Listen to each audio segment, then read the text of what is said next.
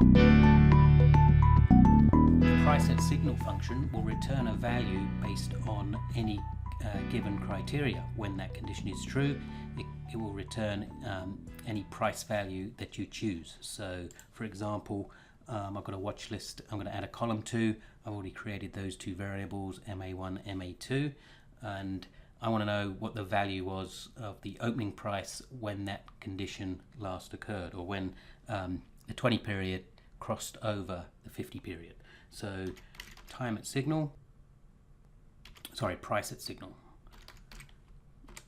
and then when I click on that text, by default it will display the closing price, but click the drop down and you can select any of those options, so including averages, but I'm going to select opening price, and then I'm going to just delete the last bracket there, type comma, then a space, and this is where I complete the I want to know the price when this condition happens. So MA1 crosses above MA2, close bracket.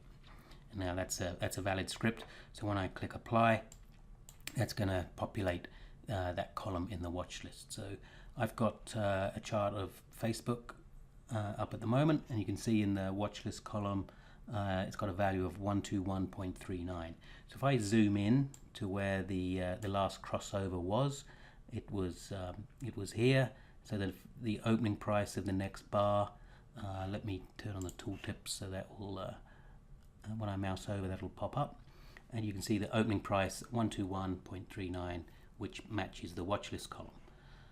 So now what we can do, we can edit that column and build up a formula to calculate, for example, the percentage change since that condition occurred, or since the crossover in this example. So I'll just call this P1 and then put a semicolon at the end.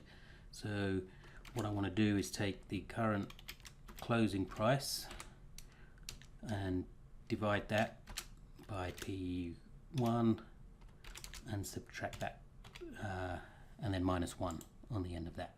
So when I now apply that, I get a value which I can turn into a or have it displayed as a percentage by right clicking, go to the column type and change it to percentage. So again, Facebook in this example, since that crossover, the price is up 3.67%, and we can verify that using the price measure tool.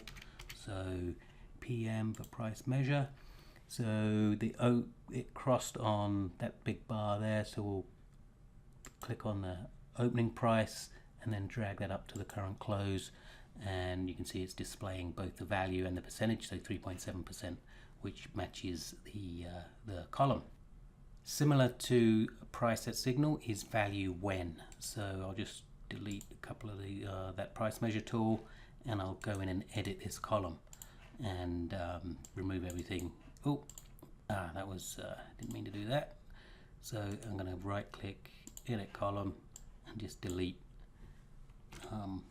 the PriceAtSignal. So we've just got those two variables. So ValueWhen, instead of just being able to give the value of the price when the condition has been met, we can put the value of any other tool or indicator. So for example, I'm going to type ValueWhen, and in the parentheses here, I want to know the value of the RSI, and again click on the RSI. I want to change it to a 14 period. So the value of the RSI, so that's the first function that we put inside the parentheses. So the value of that when MA1 crosses below, in this example, MA2.